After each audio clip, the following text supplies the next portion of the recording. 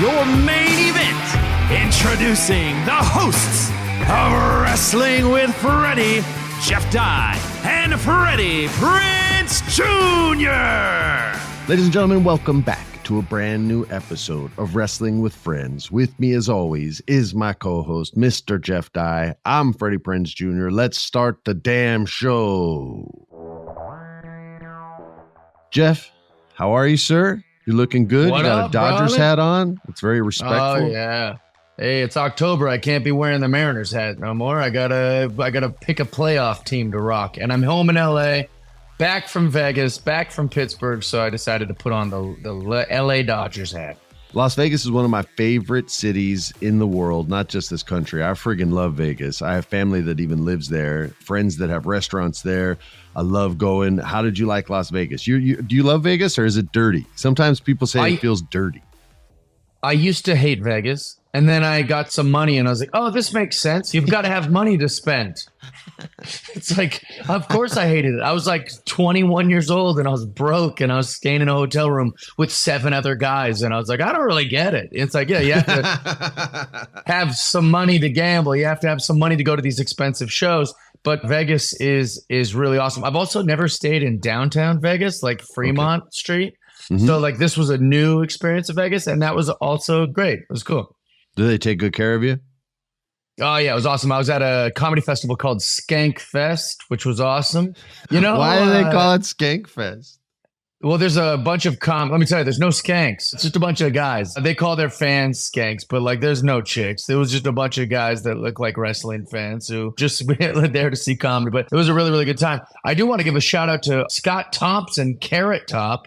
I went to Carrot Top's show. Are you allowed to say his real name? Yeah. He put. I didn't know if it was like wrestling or whatnot. I never knew his real name. Yeah, Scott Thompson. Well, he has it. I assume it's okay to say his real name because he has it as his bio on Instagram. Oh, well, then, then it's fine. Yeah.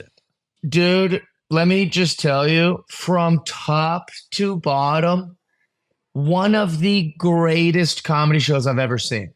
Oh, that's great, dude. Holy shit, dude, man. It was insane. He didn't miss. Literally for over 90 minutes, just killing, funny, topical, current. You had some things about that were regional. He had some things that were edgy. He had some things that were political. He had some things that were clean. Props. It was absolutely amazing. Everyone talks trash about Carrot Top. Family Guys taking digs at him. Politicians take digs at him. Comics will go, I'm not Carrot Top, blah, blah, blah. Dude, this guy from top to bottom is one of the best comedians working. I don't know about any of the bullshit that he's having to take, but I remember him from back in the day when he had when he was the prop comedian, right? And he would like bring out all that goofy stuff, but it would always make me laugh, man. but I haven't seen him in forever, dude. I haven't heard that name in forever. It was absolutely incredible because I was going in, I'm honest enough that if something sucks, I just say it sucks. I'm not like afraid to do. Oh God, how will so-and-so think about this? I don't care. If something sucks, I just say it sucks. So I was ready. I would have told Carrot Top that his show freaking stinks if it stinks. And I was blown away. It was so incredible. So I wanted to use this podcast just to say, if anyone goes to Vegas, go see Carrot Top, see for yourself. Is that where he has like a normal thing there? Is that where he lives now? He's been in Vegas for like 29 years. Oh, so he's something along those lines. Vegas all the way, dude. He's Vegas. Yeah, he's had 10 years at the MGM and then like 15 or, whatever the math works out on that at the Luxor. Nice, man. So he's just kind of stuck there. I think that's another reason like people don't know what it's like because he doesn't hang out in our circles. He doesn't go on the road. He's just at this casino. But anyways, it was very, very good. You should. I won't say who the rock star was, but I saw a rock star drop like $400,000 at the Luxor the first time I ever went there, and was just like, "Holy shit, dude!" And he was pissed. He was not having. I'll tell you after the show who it was. All right. When you gamble, are you like a high stakes gambler, or how do you do it? High stakes, I guess, kind of revolves around what you consider high stakes. Like I don't gamble anymore. Do you spend a lot? Compared to some people, probably, yeah. Compared to others, no. I spend what I'd be comfortable spending going out on a night where I know I'm going to spend some dough. Like if I was going to a show and a crazy ass dinner, and I've had some crazy ass dinners where the bill came in and I was like, all right, I got it. But wow. So I spend like that much if I go to Vegas. Whatever I'm comfortable losing. And I've never spent $1 more. And I used to win big, man. Sarah and I went. Everyone wants us to talk wrestling, but maybe they'll like this story. So the first time I ever took Sarah to Las Vegas, she was getting ready. We were going to go see this show called O, which was a Cirque du Soleil show, which is all these crazy like gymnasts and acrobats and contortionists and fire eaters and all these like mimes and clowns. And they do this show over the water where they're doing all these crazy flips and shit. And so she's getting ready to do that. And I go, I'll go down and play some cards. And I sit down and I play blackjack. That's what I like to play. And I was playing for $100 a hand. And I was like, I'll drop like, 2-3 G's while I'm waiting for her. And it'll be, it'll still be a good time. There's a number. All right. I didn't want to ask you a number, but that was a number. Yeah. I was like 23, maybe 24 years old when I first took her to Vegas. Okay. So I throw down my cash, I get my chips. And in about, 7 minutes, 10 minutes, I have about $8,000. And I'm like, oh, well, I'm winning, dude. I'm going to up my bets. And if I get back down to my original amount, then I'm going to just stop. At least I didn't lose anything. I didn't win anything, but I didn't lose anything. So I upped my bets to like 500 or whatever it was. This is a long time ago. I'm almost 49 years old now, so I don't remember exactly what it was. But I do remember the number when she got down because she went, what the fuck? And she came downstairs after only about 30 minutes. And she goes, what the F? She was like, I don't know why I'm censoring myself after I just cussed. She goes, how much money do you have? I go, I don't know. I was just waiting for you to get down. And she starts counting, and I see the pit boss, and he's like chewing on his thumb, not sucking it, like chewing on it, like he's nervous. And I'm like, how much freaking money do I have? And I counted out, and I got $38,000. And the dealers keeps playing, and I run another hand. Now I'm playing like 3 or 4 hands. I got the table to myself at the same time, and I'm winning some, and I'm losing some. I'm right around the $40,000 mark. Sarah goes, are you ready to go to the show? And I just say, yeah. I wasn't there to gamble like that. I was there to go. So I didn't want to be late. So I go, yeah. Kill time. And the pit boss just goes, oh, and lets out this like huge sigh of relief. Like I was trying to like bang them for all they got. I was just trying to waste time, and I would have been willing to lose. But that was the most that I ever won.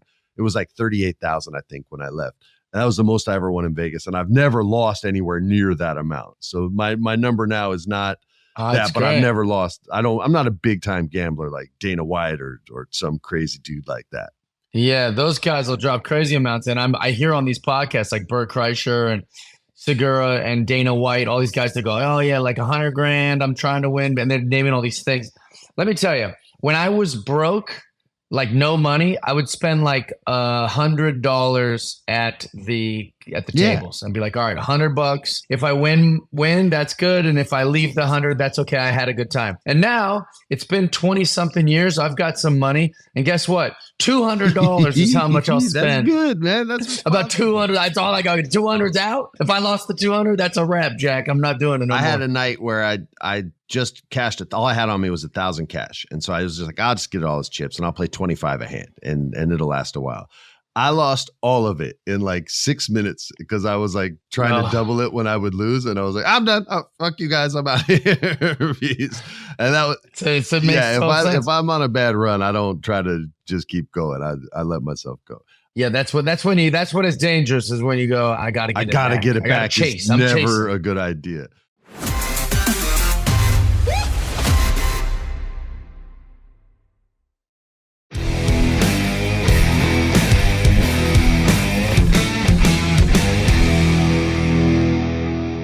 Speaking of good runs, I kind of love it when I'm wrong sometimes, Jeff. I did not think in a million years Braun Breaker was going to lose that match.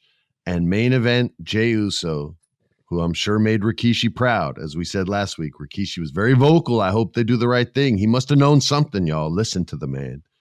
But Jey Uso, main event Jey Uso, and that was important for him to get this win, to maintain the respect of that nickname, that moniker, and to help sell that merch and all the good stuff that comes with a great name like that. And main event Jey Uso is exactly that. That's a great name. But he has to win the main event one of these days. And he finally did. And he's the Intercontinental Champion. The Intercontinental Championship has some of my favorite wrestlers ever that carried it. And it's some of my favorite like title reigns ever. Like I hated the Honky Tonk Man. And he held that thing forever. You could not get it off his waist. And I rooted for anybody that wrestled against him, and they could never freaking win. And that's what drew me into that title. And then all the people that had it after that, and then learning the history when I worked at WWE of all the people who had it before him. So it's just a great title, and I love that he won. I know we were on the text chat going, oh my God. So you probably already knew the finish before you watched it, but did you like the ending? I liked it, but I wasn't surprised because, well, I guess it's not that I wasn't surprised.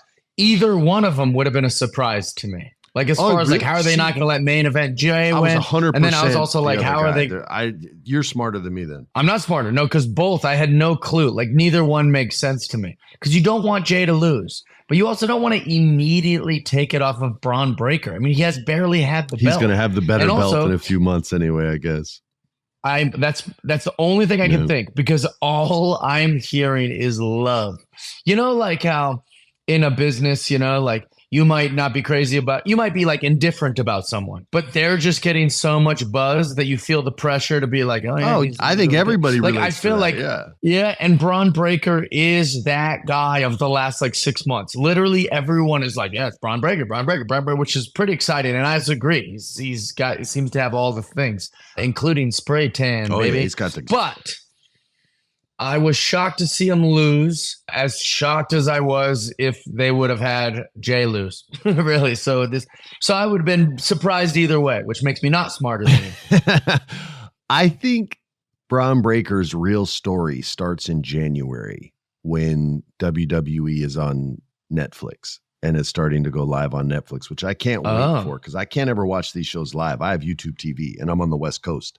And they know I've tried to cheat the zip code and all that stuff to get the East Coast feed, and I just can't do it. So I'm excited to see that. But I think that's when his story starts. He is their guy. So either he got in some trouble and that's why they took the championship off him, which I don't believe is the case at all. Or we'd have heard about it. They have a bigger story planned for him and it's coming quickly. I think they're going to give him some form of the Brock Lesnar treatment, as far as like a rocket ship strapped to him and looking awesome and badass and dominant, having guys give him great matches. But the only reason you take the belt off him is if you have bigger plans. And I think those plans will start in January, and we'll see that trail of him going after who I'm guessing is going to be Gunther as the champ, which would be a crazy story and a crazy match, because that makes Braun Breaker the good guy. And we all want to like Braun already. So instead of him being this sort of like petulant child, and when he doesn't get what he wants, he takes his ball and goes home, except in his case, he just spears everybody and goes home and pays his fines. But now we have like him as a good guy, and we're pulling for this dude, a badass good guy, granted, like a stone cold badass babyface, but he's coming up and he has to take out Gunther, which means he'll get to kill Kaiser, which would be a really fun match, because Kaiser sells like, not as good as Dolph Ziggler, but his sales are really, really good. He'll make Braun Breaker look great. And then we can build him up, and us the fans will make him champ. No, I think they already have a plan. It won't be a Bryan Danielson situation where the fans actually made that shit happen. But yeah, I'm excited to see what happens with Braun, and I was really excited to see Main Event. I know Jey not well. We're not bros. Like, I don't have his number. We're not texting, but I worked with him a lot when I was at the company, and him and his brother were both super, super cool. Tamina was super cool too. That whole group. So yeah, so shout out to him. You shouted out Carrot Top. I'm shouting out Jey Uso. I also think it'll be a wrestling trivia question years from now. What was the first belt Braun Breaker had in WWE? Like, because it was such a short IC run that I wonder if like we get world champion Braun Breaker long enough that people will just not even remember that he was once the IC champ. Yeah, I like that a lot. All right, Monday Night Raw is still awesome because it has Dominic Mysterio. Nobody thought I was going to say that, by the way. Dominic Mysterio, the most misunderstood man in professional wrestling. You guys hate him and you boo him, but he's been taken advantage of by every woman he's ever been with. They have manipulated him, and you guys didn't care. They took advantage of his naivete, which nobody cared about. And I said naivete all fancy. Yeah, he's misunderstood. He's the victim in all this. And you guys won't even let the man speak. You won't even let him complete one sentence without booing him and hating him. Instead of picking him up, lifting him up, cheering him, consoling him, and giving the man a hug. Where's my man's hugs? All he does is get licked. He just gets licked. His cheek gets licked. his tongue got licked one time. Gross. Girls are gross, man. They all have cooties, and he's just trying to do his thing and be a professional wrestler like his father before him. His father, who slapped him across the face and spanked his butt at a WrestleMania, he humiliated him. And nobody feels bad for Dominic Mysterio except for me. But one day you guys are going to come around. You're going to see that Rhea was just playing with him like a little toy. Like he was not a Shawn Michaels boy toy, like just the way a dog plays with a toy and then throws it out. They don't care about the toy once the squeaky thing comes out. And Liv Morgan just using him to hurt Rhea Ripley. I have love for Dominic. I understand Dominic. When I was young, I was pretty like Dominic. I had the ladies coming after me like that. I'm old now, so I'm just lucky I'm married. I'm sure that you were a lot prettier than No. He's also handsome. I forgot to say that. Very handsome, misunderstood, naive victim. But he's a survivor. He survived one horrible relationship. He's surviving a second, and he's going to thrive. Thrive, I say. I love Dominic Mysterio. You're just shaking your head. You don't believe a word I'm saying, but he's going to be hung in a shark cage. Ridiculous. He's a bad guy. He's the bad guy. He's a good guy. He's going to be hung in a shark cage above the ring, the way they did Vicky Guerrero back in the day. Good. No, this is terrible. He's going to be scared. He's going to be terrified, but it was a misstep by Rhea Ripley, who suggested he be hung in a cage. I think she suggested it to Adam Pearce, and he agreed. Another mistake, Adam. Another mistake. You got all these wrestlers running rampant. You can't control Breaker. You can't control Braun Strowman. You can't control the guy with the typhoon, Jeff's favorite guy, the huge dude from New Zealand. You're out of control. And now you have Rhea put poor Dom in a shark cage match, and this is going to backfire on her, sir. And we'll get to our predictions on the Thursday show, but I'll give you a little hint right now. I think this is going to backfire. He's going to get out of the cage, and it's going to cost her the championship. And I won't be sad because Dominic doesn't deserve to be put in a cage, Jeff. How do you feel? You can take as much time hating Dominic as I took loving him if you feel like it. No hate here. In fact, I love how bad he is. I think that Dominic Mysterio is the greatest heel we've had since the 90s, and maybe prior to the 90s. He's so good, dude. Because here's the thing. Even with Eddie Guerrero and you had the NWO bad guys, it still didn't feel, and you fans disagree with me, comment, shit on me for this. It's okay. I'm not that concrete in it. I could be moved. But I will say, he feels like a Ted DiBiase heel. He feels like kind of like a 90s vintage wrestling bad guy with the mustache and the way he like acts. I don't know. I think it's the best heel we've seen since like Rick Rude or like a guy back in the day like that, like guys. Rick Martel, the model. Oh yeah, but just like it has that. He's like sexy, but he's greasy. You said it. Like it's like kind of like that. Like, well, it's like trying to be sexy, but it's like this weird machismo kind of stepdad kind like of Mickey feeling. Rourke in Body Heat sexy. That's how sexy he is. Yeah, it's confusing and bad and naughty, but but I really do think he's the best heel we've had since the 90s, unless I can think of, because there's been a lot of good heels since then, but he just feels like a classic throwback, like a Jake the Snake. For sure. Yeah, for sure. I agree with that. I love the other story that's making me sad. It's making me sad because it looks like the end of the New Day, Jeff. Kofi tried to make amends with Xavier Woods, and he brought back all the old stuff, all the old goodies. Remember this trombone? We named her Francine or Francesca, something like that. And he brought back the Bootios. I think he brought some pancakes with him, brought all kinds of goodies with him, all the Bootios stuff. And Xavier was not receptive. And he said, I think you're looking into the past too much. And we need to be looking towards the future because our right now is we're losing matches. And Kofi acquiesces and he's like, yo, okay, you take over. You're going to make the decisions. And here's where it's a little tricky because Kofi's like the nice guy, but you could interpret this as Kofi giving Xavier enough rope to hang himself and then saying, see, when you're in charge, shit gets messed up too. It's not just me and my fault, which I think is where this is going. I think that's how Kofi intended the dialogue. But here's the thing. The New Day cannot break up.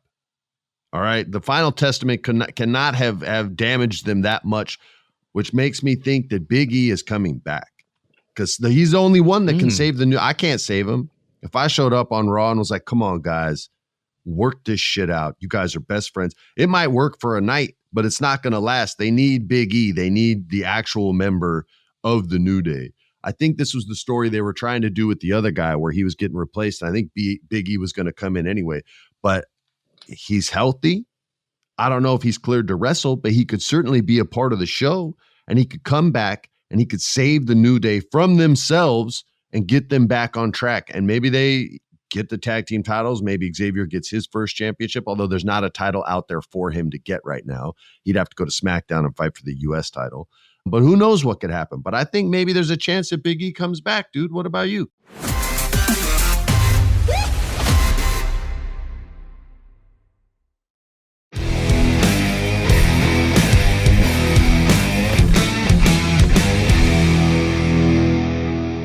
I never even considered that. I think that's really smart. I think that we should constitute that as a spoiler. If that happens, everyone's going to go, I can't spoil. Because that's a great idea. I'm guessing that's probably what they're doing. I thought we were going to finally get our New Day breakup. I've always wanted them to break up. I said it last week. I said it before. So I'm not going to rehash it. Just go listen to last week's episode if you want to hear my take on the New Day breaking up and what I would like to see. However, if you thought that what I said about the New Day breaking up was stupid, or you disagree, or you would never want to see that happen if you got to book wrestling, what I will say is, they can't get back together if they don't break up. So if you do break them up, you will get this fantastic New Day reunion, and they will be as big as ever if you take a break from it for a decade or 5 years or 2 years or 1 year, or whatever the plan would be. 5 years. But it does make sense. I couldn't wait that long. Yeah. But they would go crazy. I mean, I think it would make them just as popular as ever. Dude. That's a good point. If they all broke up. And maybe they break up and Big E is the man that gets them back together. Maybe that's what it is. Yeah. Big E will be making a promo. It's like a band. Someone comes out, starts beating on Big E, and that makes Kofi come out, and Kofi's getting whooped on. This is after the breakup, and then here comes Woods, and Woods saves the day, and they all get back together, and then a New Day, and everyone's happy. That was terrible booking, Freddie, but that's okay. And they'll call themselves a new day. New. Every time they break up, we just add another new. The final story for WWE is, and I don't know how much of a story it is for other people, but for me, I think it's important, is Kevin Owens and the beginning of this heel turn that I think they've been dropping seeds for a while now, with us never getting to hear his opinion on Cody, because he always gets interrupted before he's going to talk, and there's always a match. But last week, there was a bit of confrontation. First, it wasn't confrontation, it was almost dismissal, where Cody was like, all right, you guys want to have a match to the Bloodline? We're going to have a match. I'm in this ring with Randy Orton and Kevin Owens and myself, and we'll fight. And all of a sudden, Kevin Owens interrupts him. He's like, no disrespect, man, but you already got a match. I'm talking about me and Randy versus Solo and this jerk, Jacob Fatu. You can chill out, so don't worry about it. And Cody just kind of takes it, but he doesn't ever give him eye contact. He's just letting that settle and resonate. And then later in the show, Cody comes in and he's like, hey, man, we got to talk. And KO's like, all right, but later. And Cody's like, no, dude, now. And he's like, I said later. I'm talking with Randy and we're strategizing for our friggin' match tonight. You can't wait. Why? Because you're the friggin' champ. Oh, the champ can't wait. The champ can't wait. And Randy's like, yo, dude, chill out. We'll get this all done. And KO's like, yeah, all right, man, whatever. And he takes off. And then Randy's like, and KO's like, just leave us alone and don't interfere in the match. And he leaves. And Randy's like, look, I know what Kevin said, but if we're out there and the Bloodline comes out and tries to ambush us, if you have our back, that'll be cool too. And Cody's like, all right, man, thanks. So he goes out there. They have their match. And sure as shit, the Bloodline come out and they're jerks and they cheat. And here comes Cody and he beats him up. Bow, bow, bow, bow. The tag team champs get beat down. That's what it sounded like when he hit him. And then Jacob Fatu grabs him and KO's, what? I do great sound effects like Michael Winslow from back. I love it. Yeah, it's quick. And then he gets outside the ring and Jacob Fatu, right when KO is going to get this victory, he throws him into the ring and he hits the referee and the referee falls down and he can't make the count. And Kevin doesn't see any of this. He just sees Cody in the ring and he's like, what the hell are you doing? Get out of the ring, man. He almost kicked him out of the ring. And then he takes a doubled super kick. And then Solo Sikoa pins him 1, 2, 3, and we go off the air. And that, I think, is the final straw. I think Kevin Owens has made up his mind. and he's going to go heel, and Cody's going to be the impetus for that. Randy won't feel very good about it, so I think that'll lead to a Randy Orton-Kevin Owens match at a pay-per-view, which would be really cool. And then eventually maybe another shot at Kevin against Cody, although I don't know. We just saw that, so maybe I'm wrong there, and it's more focused on Randy and Kevin instead. But I think the turn is inevitable. Kevin Owens always turns. He always turns on his friends. And I think now we have his reason and his justification as to why he should be a selfish son of a bitch, which is what he's going to be. Do you buy that, Jeff? Of course you do. You buy it. I buy it, yeah. I think all that would be great. It's always confusing when they throw guys into these kind of like bigger storylines that you go, I don't know how they're going to link him in with this. Like, what's his motive? What's going on here? So I'm a little lost on it a little bit. I like IF with anything that's the bloodline. So yeah, I'm in. Love bloodline. I like it. Man, it works. And I good. love Kevin Owens. Great. And he will give you a promo that explains everything, and he will be unapologetic, as he always is. We can talk a little bit about AEW, I guess. I did want to talk about Nigel McGuinness and Bryan Danielson having that really cool match for free. I thought the story was told well. Yeah. I thought Nigel McGuinness has been telling the preamble to this story for the last 6 months or however long he's been, longer than that, since day one that he watched the Danielson match. All he does is talk shit about Bryan because of the history they had at another wrestling promotion called Ring of Honor. I'm only saying that for people who listen that don't know about the old school stuff. I know you hardcores know what's up. But they had a really cool match that had a ton of history, and the finish of it was what was special. And if you haven't seen it, I won't say anything. I would really like you to watch it. But McGuinness is a heel to the end, and at his core is a heel, and he hates Bryan Danielson, and I'll leave it at that. And the match was a ton of fun. Is there anything better than the final countdown? Like, is there anything? I don't know, man. Dude, it's so hot though when he comes out. It doesn't miss. It's like Carrot Top. It doesn't miss, baby. It was just every time I hear it. I gotta go. I gotta go check out what Carrot Top's doing next time I'm in Vegas. Will Ospreay is still the friggin' man. He tagged up with Kyle Fletcher, who's a super, super talented wrestler, by the way. But there was some friction there because Don Callis is a son of a bitch with a screwdriver, and he's trying to get people to use it, and Fletcher was down to, and Will ain't trying to win like that. He's not about that life. So we'll get a little bit more story there. It'll lead to another match between these two young men, I'm sure.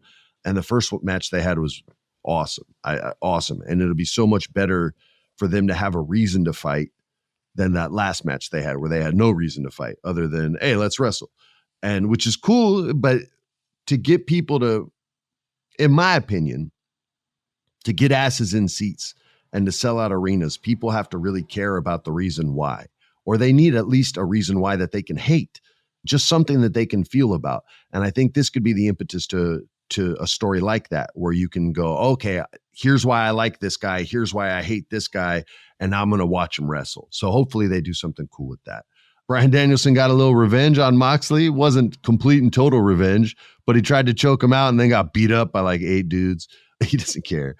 And that was a pretty much anything on AEW you want to hit before we end the show and go to Thursday? Not really, but it is good to see more of Claudio. I feel like I love Claudio. He makes me.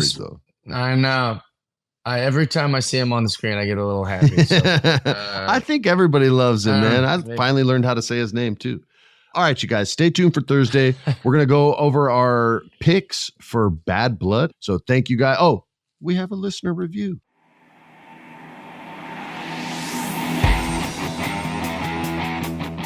All right, you guys. This is from Max from Northwest Connecticut. What's up, Max? Great wrestling name, Maxwell. Or Maximus. I don't know what Max is short for in your case. Here we go. I discovered Wrestling with Freddie last spring, and it has become a must-listen for me. Oh, nice. Every Wednesday and every Thursday. I'm a humanities teacher at a boarding school in Connecticut, and this spring I'll be teaching an upper-level English elective called The Art of Storytelling in Professional Wrestling.